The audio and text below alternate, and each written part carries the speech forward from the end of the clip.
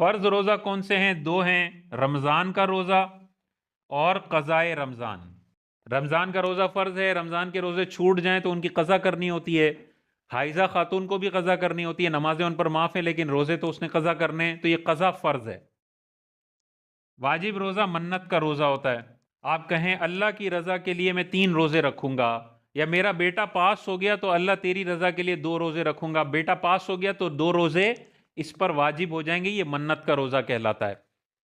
अगर उसने दिन भी स्पेसिफिक कर लिया, या अल्लाह अगर मेरा बेटा पास हो गया तो अगले महीने 13 और 14 का रोजा रखूंगा, तो ये नजर मुअय्यन है, उसी दिन के रोजे रखने पड़ेंगे। अगर नहीं रखे तो फिर इनकी कज़ा करनी पड़ेगी, वो कज़ा भी वाजिब होती है। तीसरे, जितने भी मुस्तहब रोजे आए, नफिल रोजे आए, हर महीने इस्लामी महीने की 13, 14 और 15 का रोजा नफिल रोजा है, रखना चाहिए। 9-10 मुहर्रम या 10-11 मुहर्रम का रोजा रखना चाहिए, मुस्तहब है। 27 रजब का रोजा मुस्तहब है। 15 शाबान का रोजा मुस्तहब है। हर पीर का रोजा मुस्तहब है। हर जुमेरात का रोजा मुस्तहब है।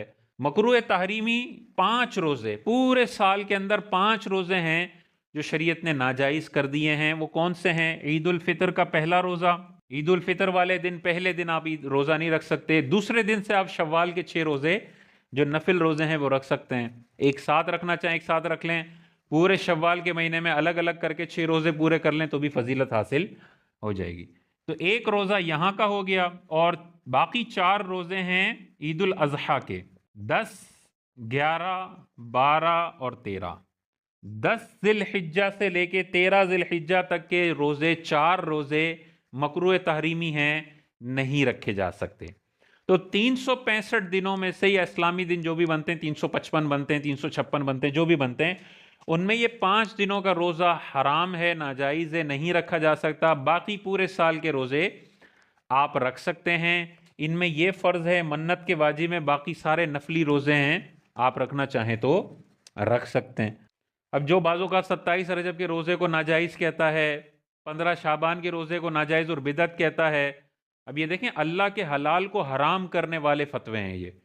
जब अल्लाह के नबी ने सिर्फ 5 रोजे हराम किए हैं, दुनिया का कोई मुफ्ती इसके अलावा रोजे हराम नहीं कर सकता। अगर वो कर रहा है तो वो तो नई शरीयत घड़ रहा है ना, वो तो अल्लाह के हलाल को क्या कर रहा है? हराम कह रहा है। 27 को रजब को नहीं रख सकते, बाकी तुम 28 दिनों में रखो रोजे, तो 27 के हराम होने पे तुम्हारे पास क्या दलील है?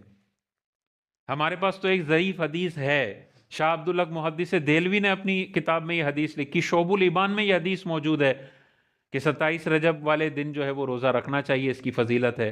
शाबान के महीने में ताजदार कायनात कसरत से रोज़े रखा करते थे, तो 15 शाबान भी शाबान में आता है कि नहीं आता? तो फोर्स किया जाता है कि पहले 14 दिनों के रख लो, 15 शाबान के बाद के 14 दिनों के रख लो, 15 का तुमने नहीं रखना। भाई 15 का ना रखने की कोई दलील नहीं है, तुम अल्लाह के नफिल रोजे को हराम कर रहे हो, ये शरीयत के अंदर झूठ बांधना है, ये अल्लाह और रसूल पर झूठ बांधना है, ये जायज नहीं।